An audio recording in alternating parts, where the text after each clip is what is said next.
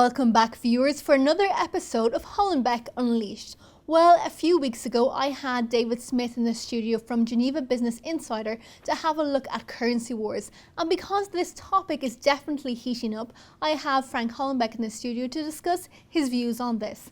So Frank, this whole idea of a currency war will definitely be on focus at the G20 meeting tomorrow in Moscow.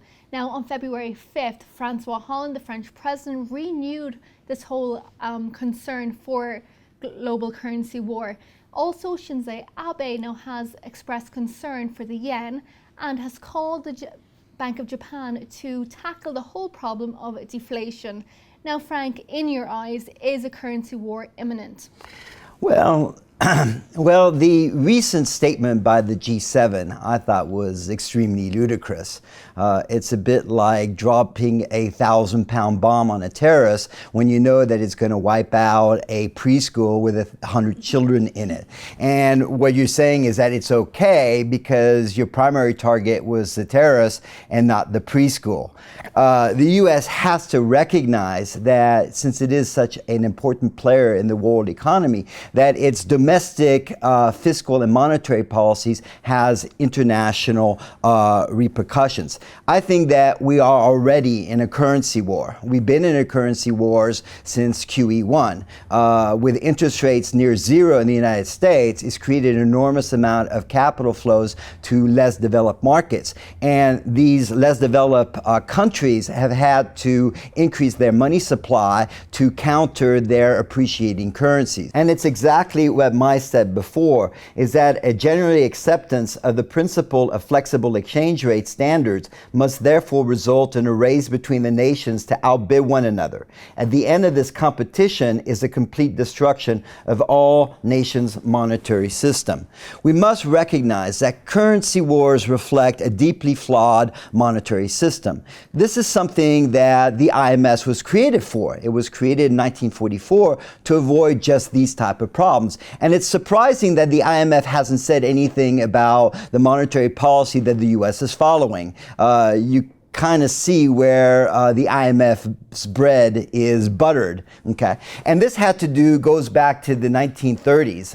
In 1931, the UK went off the gold standard and therefore depreciated its currency. And this led to France imposing quotas and tariffs on its imports and led to capital control. You see, the big problem we have with currency wars is that they ultimately lead to trade wars. Now, there's something that somebody has asked me, is that all this monetary printing, is it going to lead to salvation or doom? And my answer is always the same, is that we just have to look at history. And we have example after example, over 1,000 examples, where the answer is the doom. In the sense that you can't print worthless pieces of paper, okay, and somehow repeal the law of scarcity, okay? Printing worthless pieces of paper simply makes it incredibly difficult to make decisions about the allocation of resources now and tomorrow. And Frank, if a trade war could be avoided, would the country benefit from devaluing its currency? Well, a currency devaluation gives you the impression that exporters will win, but this gain is really only temporary. Now, let me go to the concept of an impression, in the sense that it is true that exporters will sell more goods to foreigners, and it is true that their profits would go up. But it doesn't necessarily mean that your shareholders are better off, in the sense that maybe they were making $1 million profit before and now they're making $1.2 million. The question is that with $1.2 million, can you buy more real goods and services than you could before with $1 million? It's what Ludwig von Mises said, is that we can't really look at balance of payments accounting when the unit of measurement, which is money, is changing value. Okay, and we have to realize is that there are some losers from a currency devaluation or depreciation, in the sense that import prices will go up, so consumers will lose. Also, domestic firms that import their inputs and then sell it on the domestic markets, they will also lose.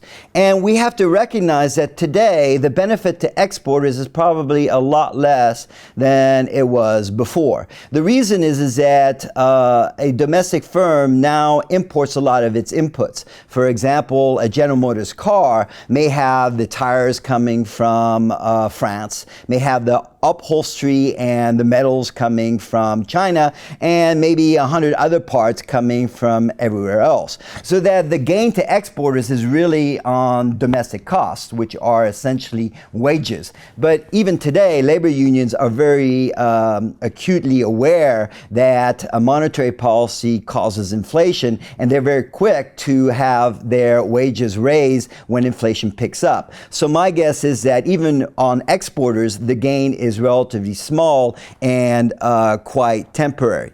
We have to remember that we exchange goods for goods. In other words, we exchange goods for goods with each other's. And imports are directly related to exports. In other words, there's a direct link between the two.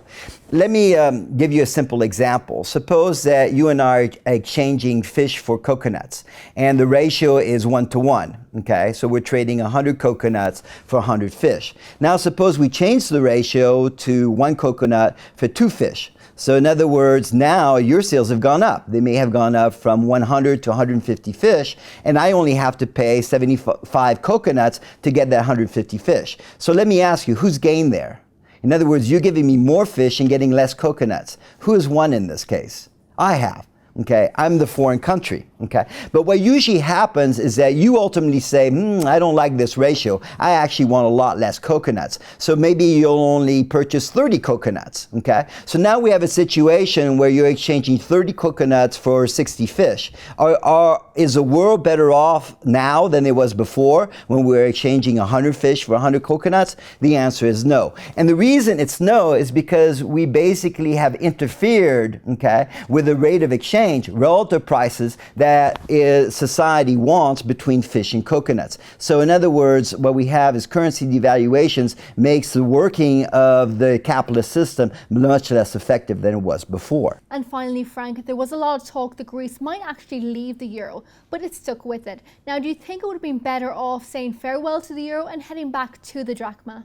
Well, it is true that if Greece had left the euro and gone back to the drachma, okay, it would have had a temporary benefit, but it wouldn't have dealt with the enormous amount of structural problems that Greece needs to undertake to be internationally competitive. This structural adjustment was actually done by Latvia, and Latvia did it without relying on depreciating their currency to gain a competitive advantage. We can see that from this graph of the lot against the euro. Essentially, the currency has basically been fixed with the euro since 2005. What I'm really surprised, though, is that Latvia wants to adopt the euro in 2014. For me, that's like stepping from land onto a ship just before a hurricane. It's pretty obvious to me that ultimately the ECB will be forced to monetize the Spanish and Italian and probably French debt.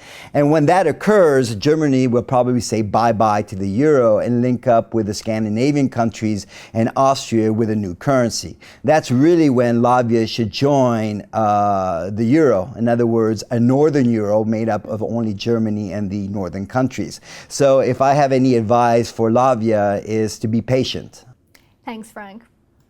Well, viewers, the Dukascopy TV team will keep you up to date on this subject. And don't forget to have a look at my interview with David Smith on this. And also Monica Gibson had a look at currency strategies with a currency strategist from Credit Agricole. So do have a look at that. But for now, goodbye.